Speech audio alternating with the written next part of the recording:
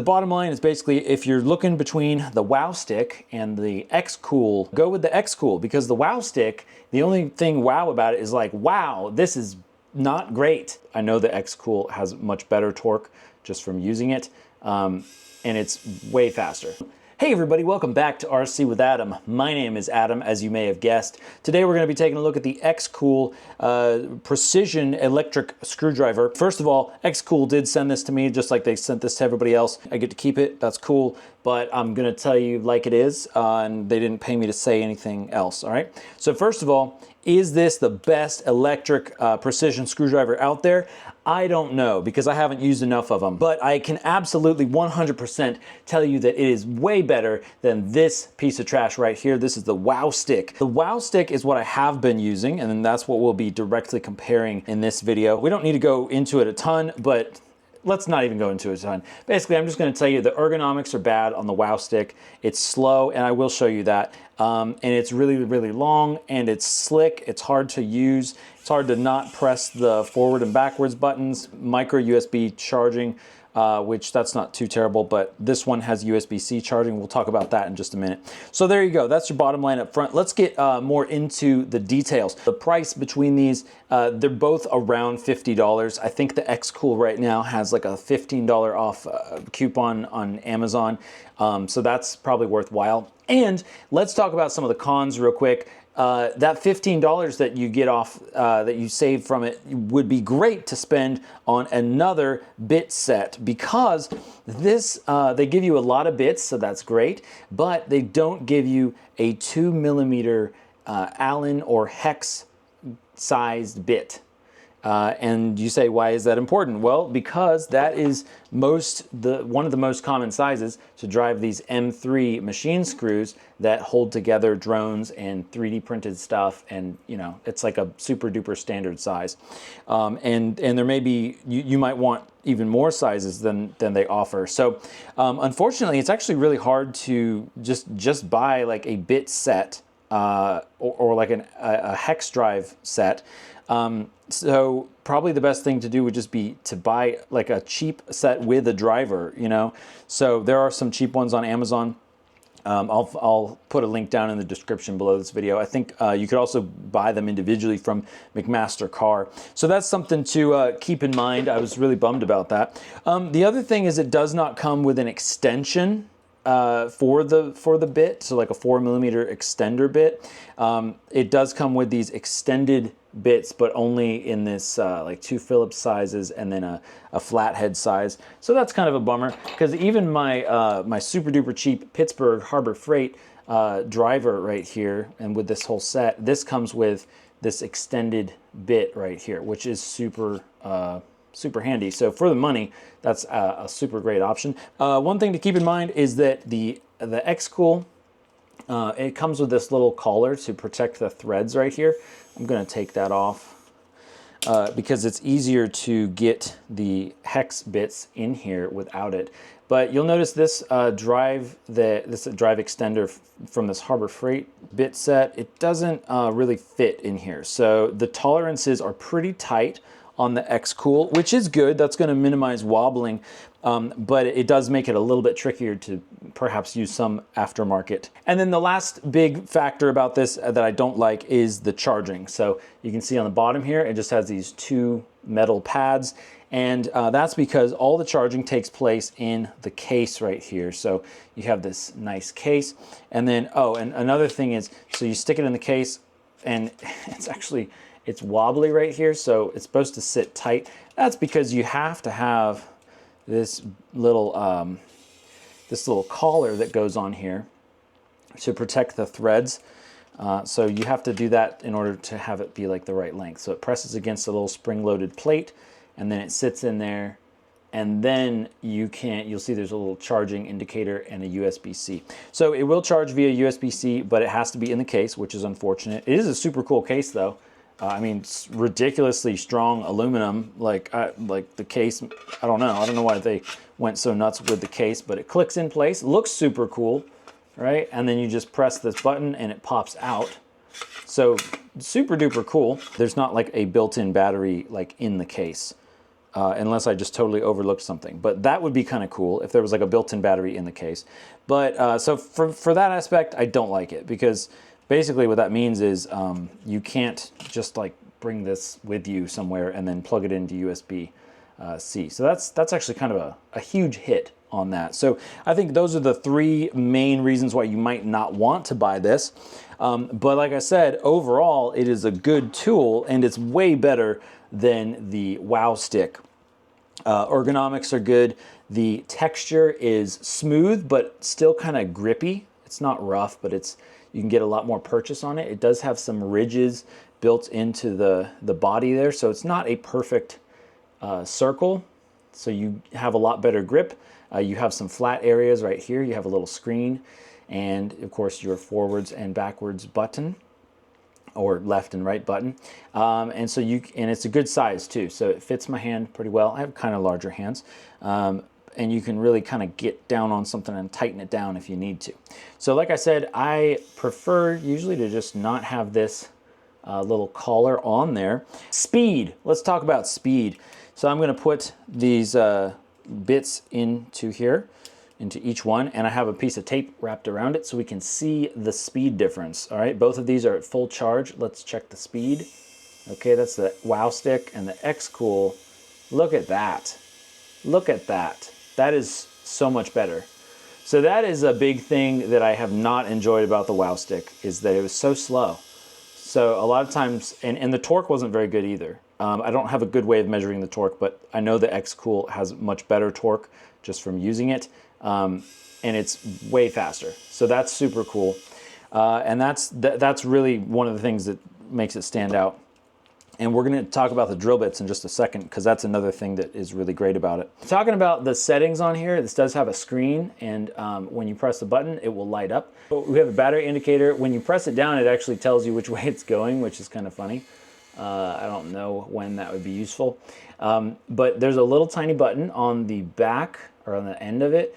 If you press it once, it'll turn on these lights. They don't stay on the whole time though.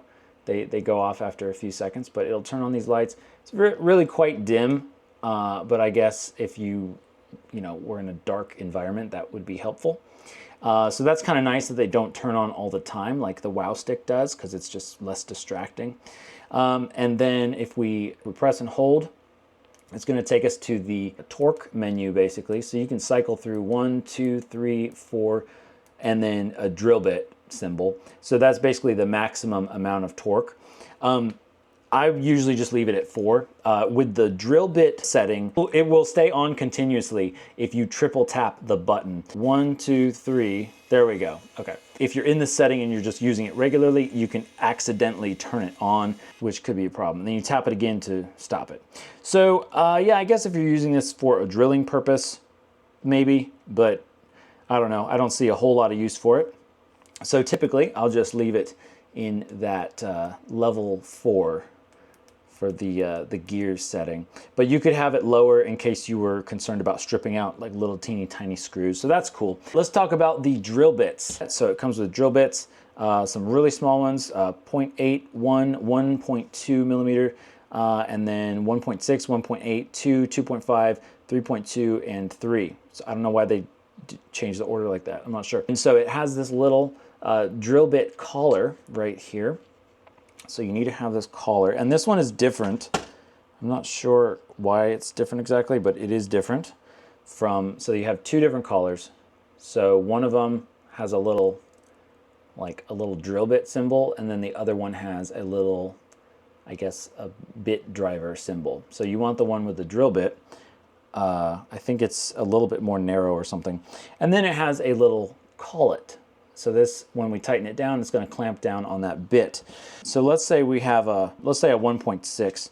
It also comes with a spare collet, which is cool. Take our driver, put the collet in, we can put the drill bit in, and we can put the collar down on there to screw it in.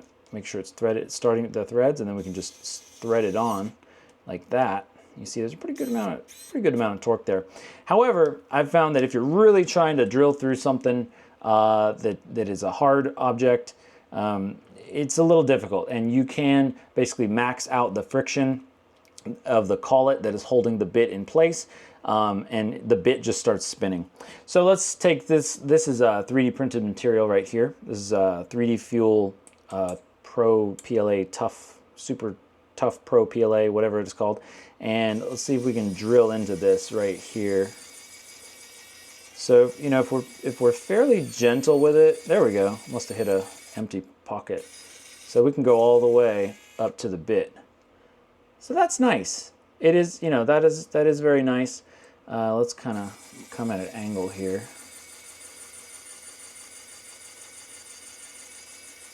If we press, let's see, how hard can we press? Okay, it's cutting through that pretty well, pretty nicely. But if you do press too hard, you can cause the bit to spin. And, you know, I think I was using the larger bit. And yeah, because with the larger bit, you're going to get a lot more friction. So smaller bits, they work great. Here's what I really love so much about these little tiny drill bits. I've wanted this for a long time. Is like if you have like a servo arm, you see it has all these little holes in here, and maybe you need to make them just a little bit bigger to fit your control rod or piece of wire or whatever's going in here. This is super easy. Because usually I would like melt it, and that gets just, it's kind of a whole process because you gotta heat up a wire, melt it through there, and then kind of run it back and forth, and then you're left with like some stuff that you gotta like clean off of there, like burrs and stuff. But this one, you can just pick a hole and then just run it right through. There you go. And then run it back. Bam.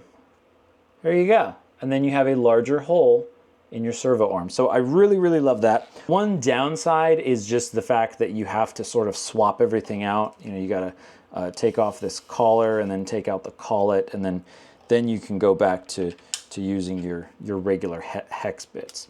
You know, it's not a huge deal, but it would be nice if you could just make these drill bits on a hex shaft or a hex shank or whatever, so that you could just pop it right in there. And oh, it is magnet, there's a magnet holding it in place, by the way. I would like that, but I don't even know if that exists, or if people really like do that, or if that would be good. And then of course, part of the problem with that is you might have like wobble or run out because it's not as precise. But you know, that's just another option there for you. Just a couple other features to mention. They have like a demagnetization and a little magnetization little like thing in here. So this is the box that it comes in. We did not do an unboxing, but that's, you know, there you go. Kind of did it reverse. Here's the manual. Make sure you read your instruction manual or something if you want to. It'll tell you stuff. And it does come with a little accessory box here. We have some like tweezers. I'm not really impressed with these, to be honest. They're very flat on the ends. They don't really grip well. They seem pretty weak, and also they're just metal. So if you're working with sensitive electronics, or if you have power to the system, that could be a problem, you know, contacting pads and stuff. And then it comes with just like a little, basically like a butter knife, a little pry tool. So not a plastic pry tool. You know, there are other sets out there that are made for, you know, prying open phones and stuff and working on things like that, but this one is not that. And it comes with USB to USB-C charging cable. One more thing about this case, it looks really nice, okay, but I don't like when there are bits on both sides, because if this thing falls down, or if you smack it on something, you're gonna start losing bits. Now granted, when I slam it like that, if it's flat, I don't lose the bits, but if it's at an angle, I'm gonna start losing some of the bits, just the big ones. So that's actually pretty good. Let's do a little shake test here, see what comes off. Oh, gotta put it in that way. So if we put this in here,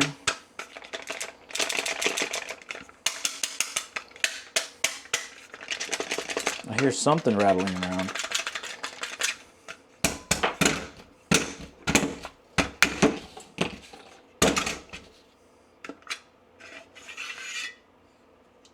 Oh, okay. That's actually pretty impressive.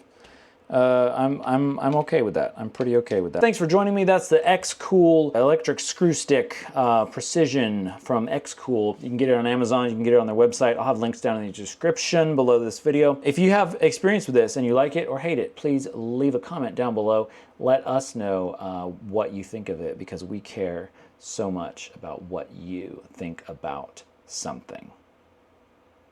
I'm back. I just realized I didn't actually drive anything with this bit driver, so we'd better do that. Otherwise, like, people are going to be angry. So let's drive some of these M3 screws on this drone here, but I'm going to have to use the 2mm hex drive from the WowStick set. So that's wow. But let's do it anyway. Check these out. Okay, so we have these in here. Look how fast that's, boom, look how fast that's driving it down.